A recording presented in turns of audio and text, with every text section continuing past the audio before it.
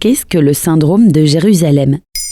Merci d'avoir posé la question. Dans Maintenant vous savez, on a fait le tour du syndrome des voyageurs. Syndrome de Stendhal, syndrome de Paris, syndrome de l'Inde, etc. Ils sont bien nombreux à avoir été constatés sur des individus à la suite d'un voyage dans un pays étranger. C'est le cas du syndrome de Jérusalem qui concerne donc la ville sainte. Elle est l'une des villes les plus visitées au monde, accueillant des touristes fascinés par son histoire de plusieurs millénaires, marquée par le passage du Christ. Les cas sont assez rares, soit quelques dizaines de cas par an, avec une augmentation des cas à 2 périodes de l'année, Noël et Pâques.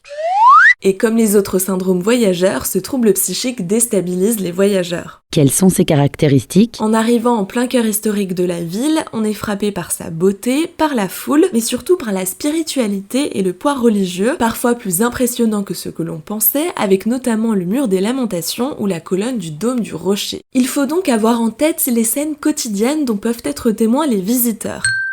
Ils peuvent devenir nerveux, anxieux et parfois même touchés par un délire mystique. Auprès du journal britannique de la psychiatrie, le docteur Moshe Kalian affirmait « Ce n'est pas Jérusalem qui rend ces personnes psychotiques. Elles ont eu des troubles préalables et l'exaltation de Jérusalem accentue leur comportement. » Qui a théorisé ce syndrome ?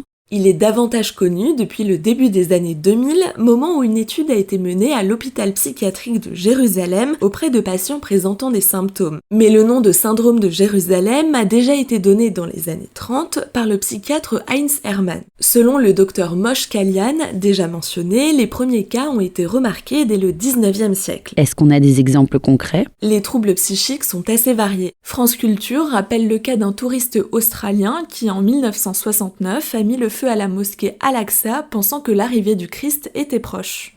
France Inter rapporte un cas plus récent, celui d'une professeure venue d'Irlande qui, en arrivant à l'hôpital de Jérusalem, a affirmé qu'elle s'apprêtait à donner naissance à Jésus. Autre exemple, un Canadien qui se présentait comme la réincarnation d'un personnage de la Bible.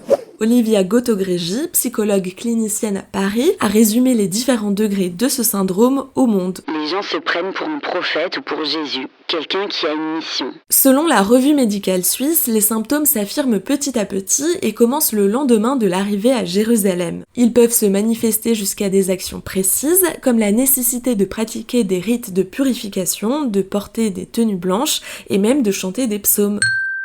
Le rétablissement se fait en quelques jours seulement, 5 à 7 en général, selon le degré du syndrome, et souvent sans traitement, à l'exception de cas extrêmes, nécessitant alors un suivi psychiatrique.